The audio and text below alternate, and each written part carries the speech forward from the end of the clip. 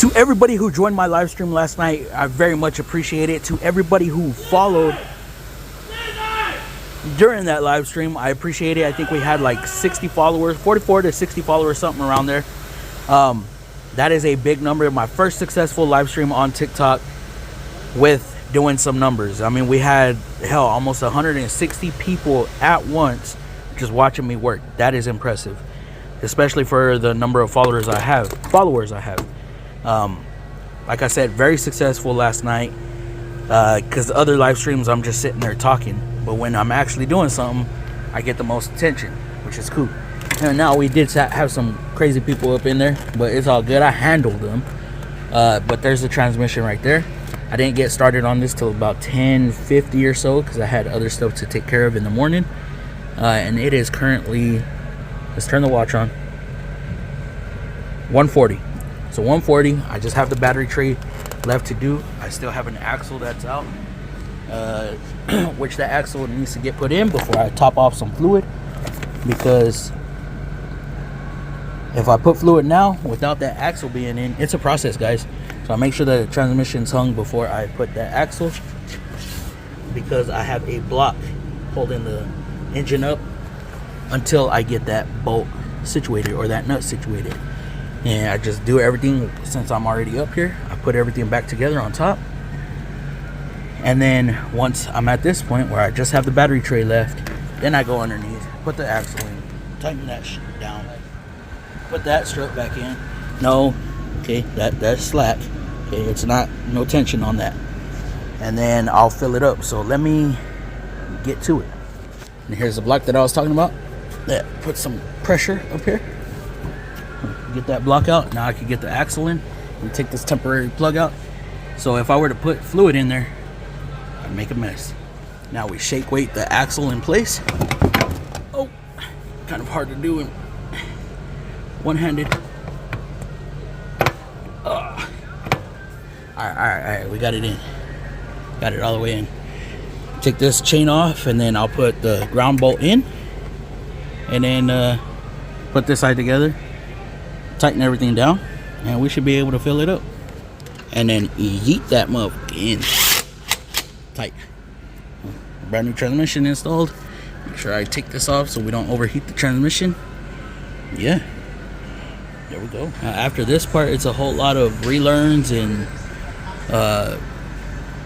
programmings, test drives, all that good stuff. I don't have to do an alignment because the customer declined it, so we're not going to do it, because he does have some suspension issues. Control arm bushings are about Bluetooth, so it'd be counterproductive if we do an alignment right now, because it ain't going to do nothing for it.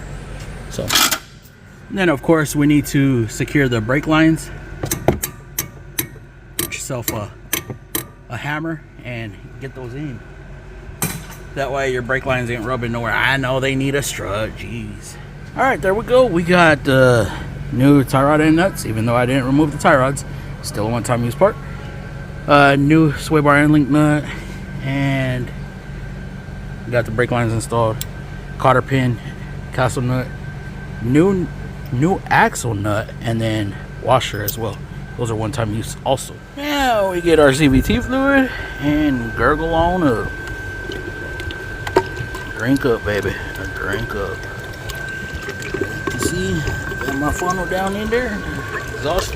I mean, in the dipstick tube that doesn't even have a dipstick. Our last quart of CVT NS3 in there before we button this thing up and we can start it up. Shake it. Shake it. All right, so I'm in the middle of doing a transmission right here. The transmission's already installed. You can see the new casting down there. I didn't even think to make a video on this. I don't ever think I even made a video on this ever before. But you see that terminal, right? That terminal is old, it's crusty, and it's corroded. Battery is leaking. Recommended the battery, and the customer doesn't want to do it.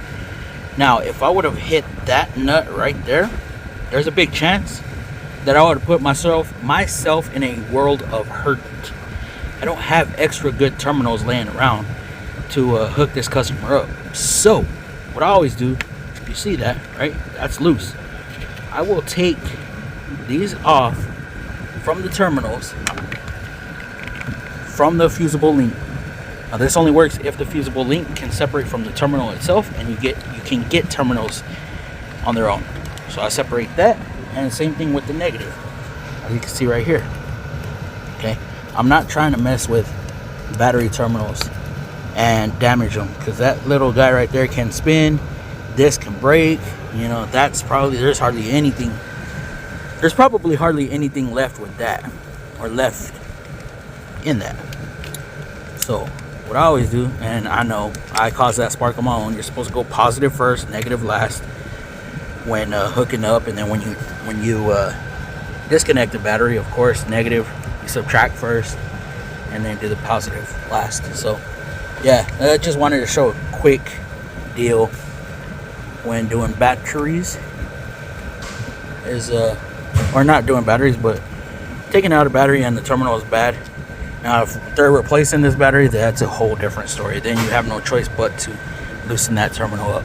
But like I said, if you can avoid it, if you can avoid messing with the terminal itself and just disconnect it from the cables, then do so, because you do not want those issues. That's my little quick tip for the day.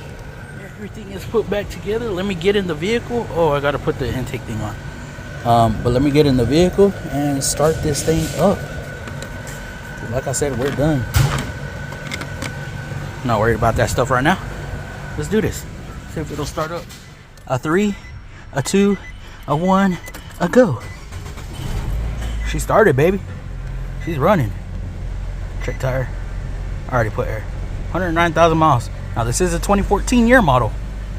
I don't know if the CVT service has ever been done, but this is where we at. Now pop this plug and let her level herself out. It's gonna take a little bit as the transmission warms up. Now, I don't know if y'all remember, I had dropped the bolt. Let me see if I can add a clip in.